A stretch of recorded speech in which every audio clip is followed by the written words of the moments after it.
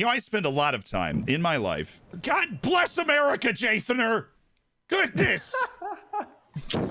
What?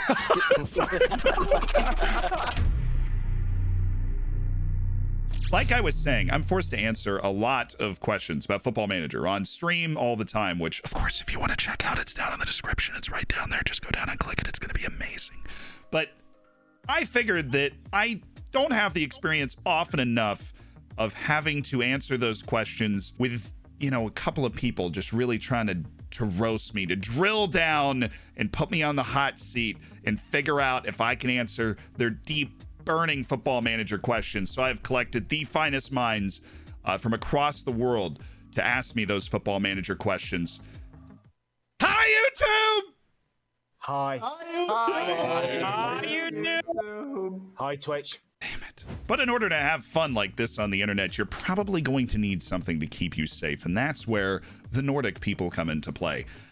No, not them. NordVPN, which honestly has a better logo. Now, to be fair, those guys hadn't updated their logo in like 1,000 years, but that, you know, whatever. I can get you a boatload of money off on NordVPN, which can keep you safe on the internet. Yeah. If you don't know what a VPN is, it takes your internet traffic and it runs it through a different point. So you can be sitting here in the middle of Indiana, which is where I am right now, but according to the internet, all of your traffic is coming through England. This can be very useful because if you want to watch certain sporting events that might be available with something that you might have a subscription for in one country, but hey, maybe you want to get a subscription for it in another country so that you can watch said sporting events, well, they'll be available over there instead. Also, if you want to watch like sports documentaries on Netflix, sometimes they're available here. And then sometimes they're available over there. There are a lot of countries to choose from on NordVPN, and it's as easy as 1, 2, 3. You literally just click a button, and you can switch where your internet traffic is routing through. It prevents people from collecting your data. It allows you to watch all the different soccer matches, football matches, basketball matches, any possible thing you'd want to watch. You'll be able to get the easiest access to it through this. Shoot, you can even get great travel deals. I like traveling. You heard I've been to 35 countries because I definitely start every sentence with that. Like, if you want a better travel deal, try attacking it from a different, well, don't attack it, you know, nicely nudge yourself in from a different country and see if the deal changes a little bit. Pretty much everything is affected by where your internet traffic is coming from, and NordVPN opens up those possibilities and keeps you safe. So if you want, and it's 73% off to be exact, over a 2-year plan, paying well under £3 a month or well under $4 a month for that stretch, as well as an additional 4 months. Code Zealand. The link is down in the description. It's also at the top of the comments. It's also exactly what you should be clicking on. You know that. I know that. But I've kept them waiting long enough. Let's get on the hot seat and answer some freaking questions, man. Let's go. First, time for the hot seat, and we are starting at the top of this chat with Piccolo, who apparently was the person that was hanging out in this Discord initially. And this is, of course, our Discord. You can join it down at the link in the description. There are like 25 other links down there. I'd recommend clicking on all of them. Your life is going to get better. But we have these powwows in the Discord every once in a while. I hopped in. Piccolo's the one that started it, so it's only natural that you get to go first. What is your question, my friend? Yes, sir. My question is, let's say you have 2 coaches. One has all 15 stats and is professional, and the other one has, let's say, all 18 stats, but has balanced or a bad personality. Which one do you choose and why? Ooh, that's a good question. This is, okay, 3 different in every stat is really significant. I think that is definitely at least a half star in terms of coaching, maybe even a full star. So I am inclined to go with the person on the 18s. The only instance in which I would not choose the coach with the 18s is if I had some concerns about my coaching staff mentality before. But typically, your coaching staff mentality is going to be pretty good. Most coaches do not have terrible mentalities, and you'll sign 1 or 2 people who just have great mentalities just by happenstance. And so if your mentality collection's already pretty good, then I'd sign the coach with a bad personality. That is right above the line for me. Like, if it was 17s, I'm probably going the other way, but 18s, that's a really significant difference. Oh, okay. I'm feeling hot in this hot seat. Ryan, you are up. You are next. You've had a moment to prepare. What is your hot seat question? When looking at someone who you're looking to develop, like a 17-year-old or someone who comes through your academy, What's a huge red flag that tells you should either loan them out or just release them in general? Huge red flag for me, and I've had this happen before. You get somebody through your youth intake, and you're a big club, and so you don't have a ton of people that have 5-star potential, right? And somebody will come through, and I remember his name. I remember his last name. His last name was Holland, and he was from Trinidad and Tobago, and this was on FM17 when none of you knew who I was, which is fine. FM17, I was just playing to play Football Manager, and I was West Ham and a journeyman, and this Holland guy came through. And 16 from Trinidad and Tobago, 2-star, 5-star.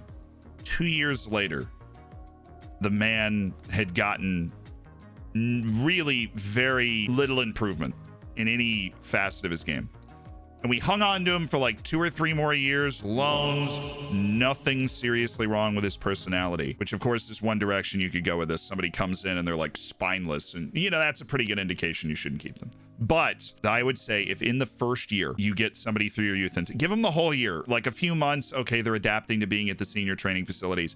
If they go a whole year without getting better at all, and they're not even 18 yet, that is a huge red flag that their potential is an illusion. Flawless is next on this hot seat. So the next caller is Flawless. What might you have question-wise? That was the worst sentence of all time. Hi Z. When I decide to loan a young player out, how should I decide which team I should loan him to? Because whenever I loan my players out, it's really rare that they actually improve, even if they are performing really well. True. This is something I've struggled with for a long time, Flawless. We've had very good questions so far. I have had very few experiences where players that I loaned out, especially players that I loaned out more than once, ended up making a significant impact on my team. The number one contributing factor to this is adaptability. If you are the type of person that writes things down, you should write down the adaptability of a player on a scouting report when you bring them in. If they have great adaptability, then loaning them out is going to have obviously less of an effect. If they have bad adaptability, do not loan them out, even to a club in the same division, because by the time they've adapted to where they are in a way that will help them improve majorly, they're not going to be able to. They're not going to have enough time left. They're not going to improve a lot. Now, I have had a few players, but what you need is certain type of personality or great adaptability. The only time this really hurts is if you get somebody through your youth intake.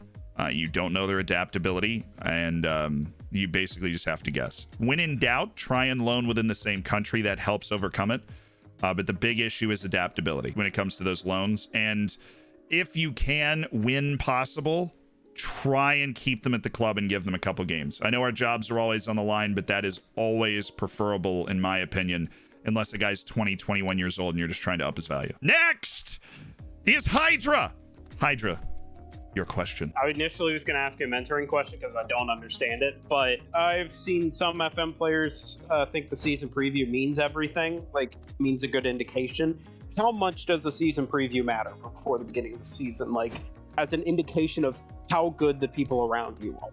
It is much more important in your first year when you take over a team as an indication of what you should be expecting from your players. But after that, you are much more reliant on your own take from the situation. So I'd say the first year, it's something that I definitely use. Also, if you're newly promoted, the season preview can help you figure out how good you are relative to the teams in the division once you've gone up. But I think a very useful tool, as well as the team comparison screen that I've talked about in so many videos, is something that is a better indication of how good you are compared to every other team.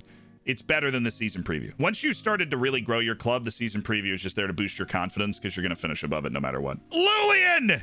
You're next. Yeah. Why I get a rubbish youth intake if I have state-of-the-art training and youth facilities and exceptional youth recruitment and academy coaching? I'm in 10th season and I haven't got a single world-class player yet. Can I ask where you are? I'm in my room, but this mic is bad, I know. Who are you managing, Lulian? Leipzig. I have always said about youth intakes, it is 51% luck. I don't care how much, I don't care how much you weighted in your favor.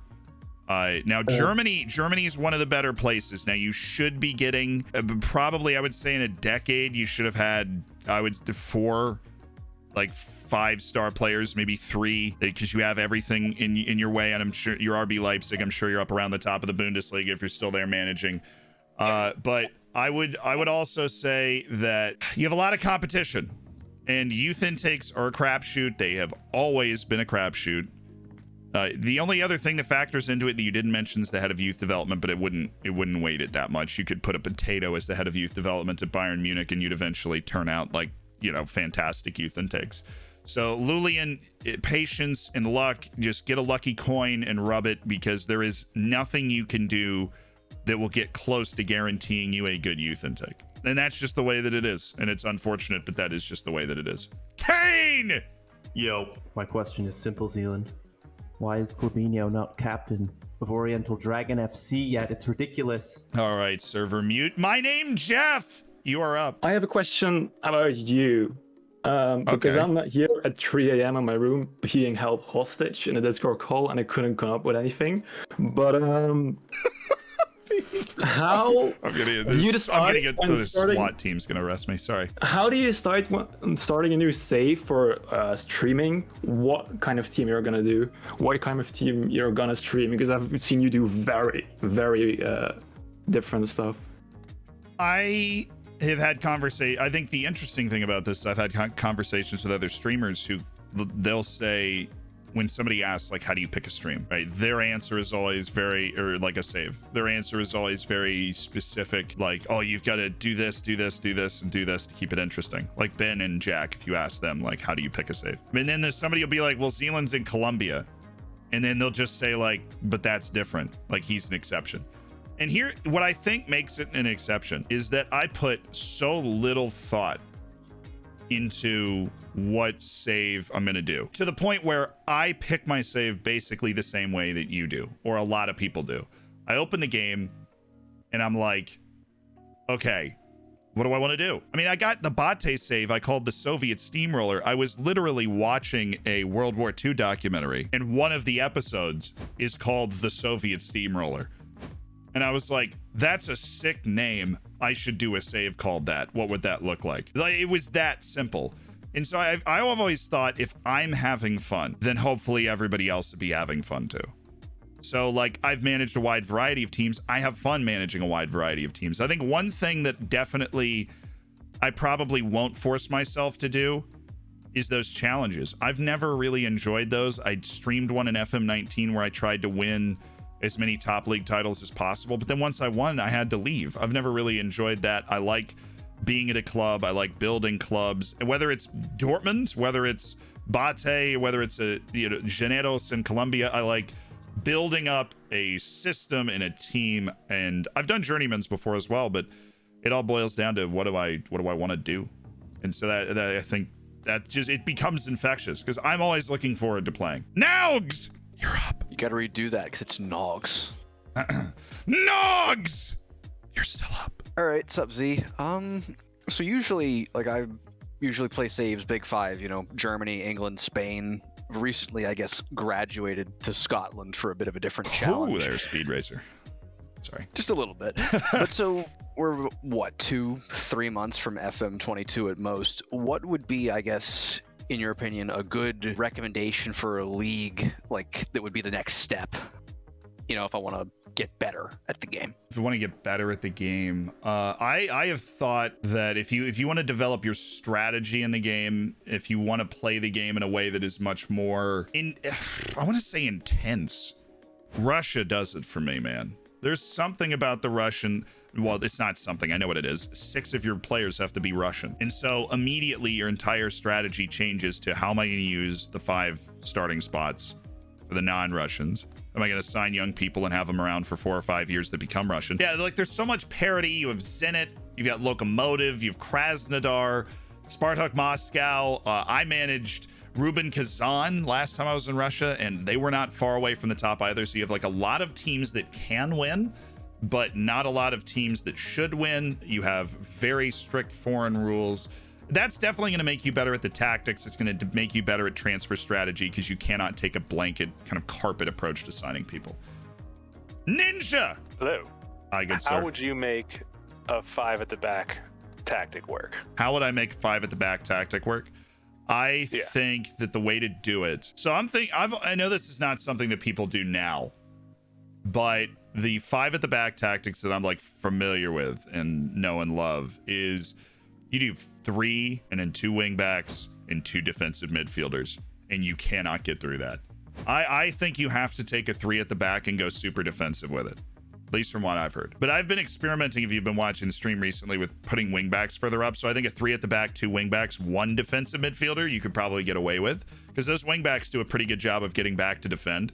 Like when I'm getting really offensive, I'll just put them up and they still cover their ground all the way back to the byline. So I think you can make it work. You need at least 1 defensive midfielder though, because that pocket of space will kill you in front of the back 3 if you're not there. I would play it with 2, and that would be like my really defensive tactic.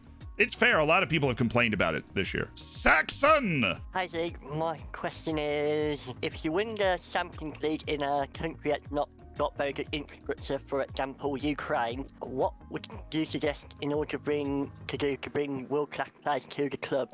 This is the classic club growing question. This is honestly the reason that you sign world-class players so young kind of shifts from initially you can't afford them to then when you get to I'm competing for a Champions League and I'm Shakhtar Donetsk, the best players that you might be able to afford at this point because you've sold a couple of your youngsters for huge money, the best players will still not want to join you.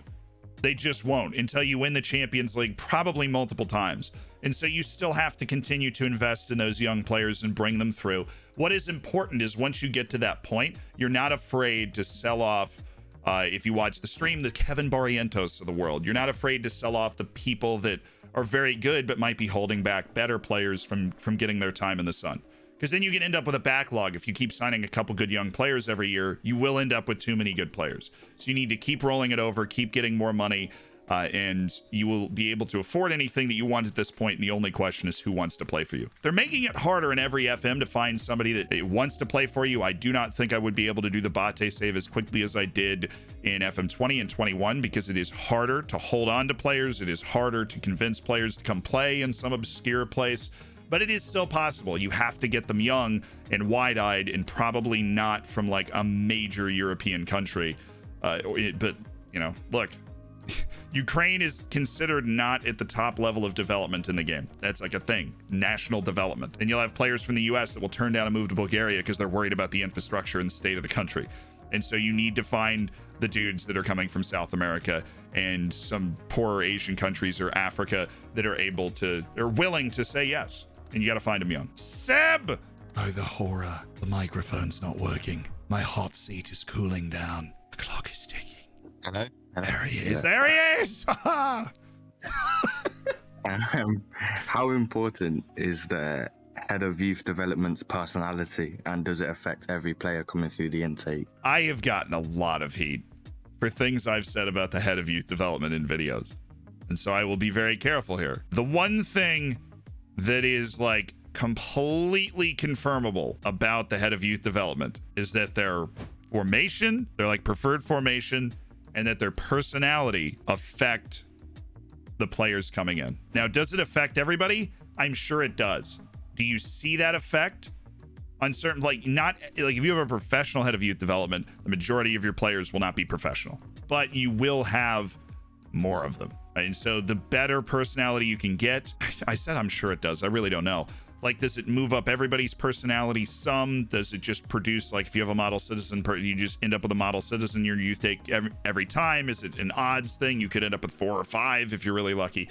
That I don't know. What I do know is that it does, and that the preferred formation of the head of youth development does. But out of all of the things I've made videos about, the statements I've made about heads of youth development, because it is so hard to test for and there is so little known by the people that do these tests and like the real intense nerds like me, you just don't know. You legitimately don't know.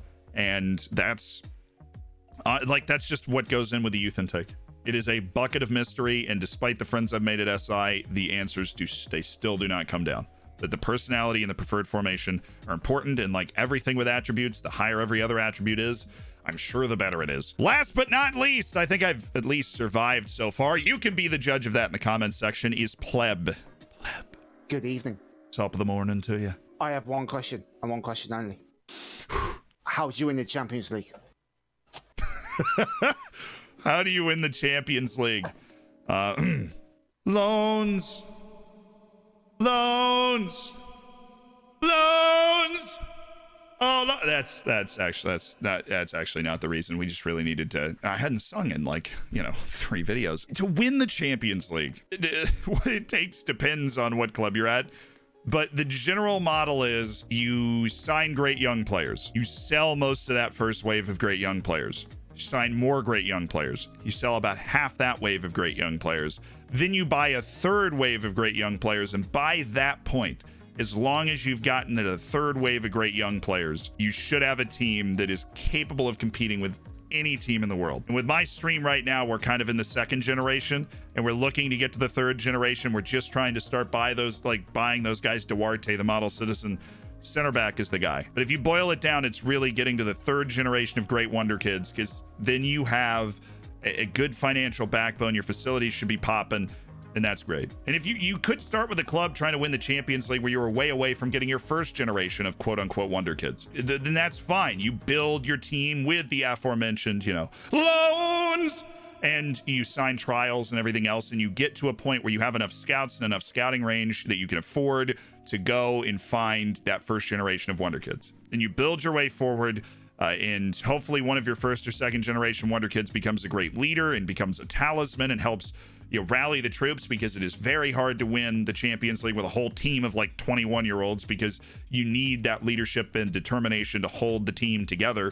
And professionalism just goes up as you get older, so you're much more likely to have high professionalism the older you are. You need a couple of leaders, but really what it is nailing your scouting, obviously holding it down in the meantime. You have to avoid getting fired or like losing momentum or not making the Champions League or something. As long as you keep your momentum moving up, it's about those 3 generations. I'm not gonna lie, we came up with this whole video idea hanging out in the Discord chat, and I have no idea what to do next. So everybody unmute and say goodbye. Bye. Bye. Bye. Bye.